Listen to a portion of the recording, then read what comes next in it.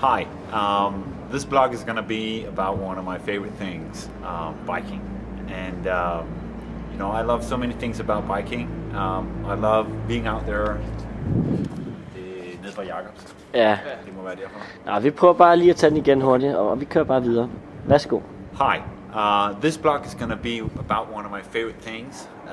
It's going to be about biking.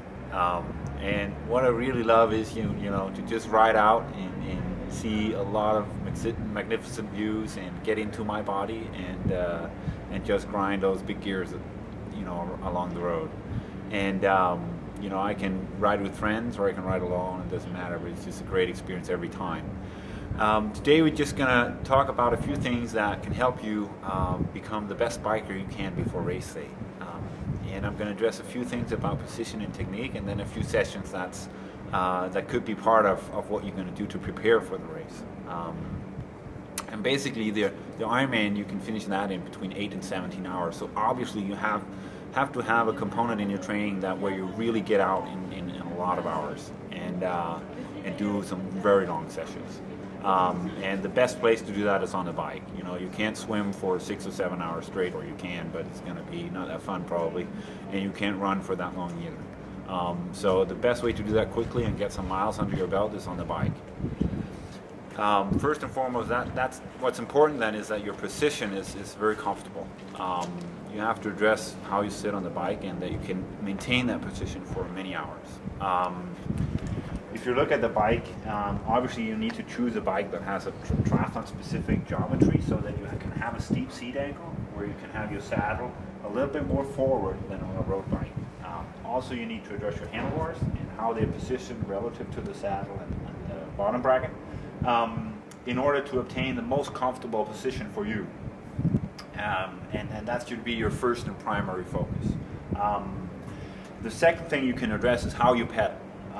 And what I've always been focusing on is that I want to, apply pressure at 360 degrees. Now, obviously, there is more pressure when you come over the top and you push down here because you get more out of it, and you have less pressure coming back. But it's important that you get this smooth, round pedal stroke, and you can practice that in your training. In regards to sessions, there are kind of two rides that I used to do before Ironmans that I really felt prepared me well. There's the over distance ride, which is your long ride, and you can build that up in the months leading into the race.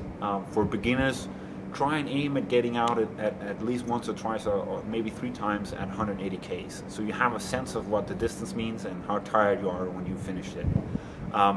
For more advanced, you can go on longer rides and maybe for 200 or 230 or 250K rides to prepare yourself for that extra hours and train yourself to be able to ride for 6 and 7 hours straight.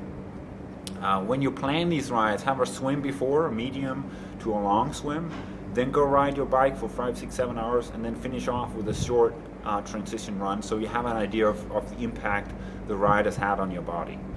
Have a steady pace all the way throughout the ride, and as you get stronger and as you get closer to race day, you can start putting in at the end of the ride or in the back half of the ride, you can start upping the pace. But be very conservative at first and ride the first half of, just rolling along at a steady pace. The second ride I want you to do is a very Ironman specific workout. It's about a ride in 3 or 4 hours where the back half of that is at Ironman pace. It can be quite hard to do, ride for 2 hours steady and then ride 2 hours Ironman pace. That can be a tough workout. And after that, do a transition run of 1 hour to 1 hour 15 at Ironman pace. That's a tough session, but it's very specific, and it will give you an idea of how it feels both on the bike and on the run to ride at a certain pace. If you can finish a session like that, and you can feel pretty decent afterwards so that you're not completely exhausted, you will have a good sense of what is your Ironman pace going to be, because you kind of have the sense that given the extra intensity on race day and the extra power you will have there, you can actually take this the full way.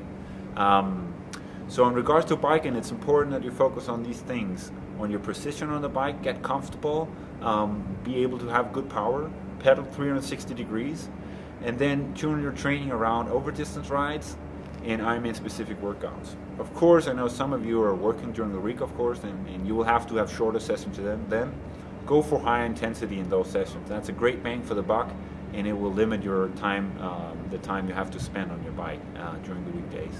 So have a lot of fun and really go out and hammer the pedals. Yeah. Yeah. Yep.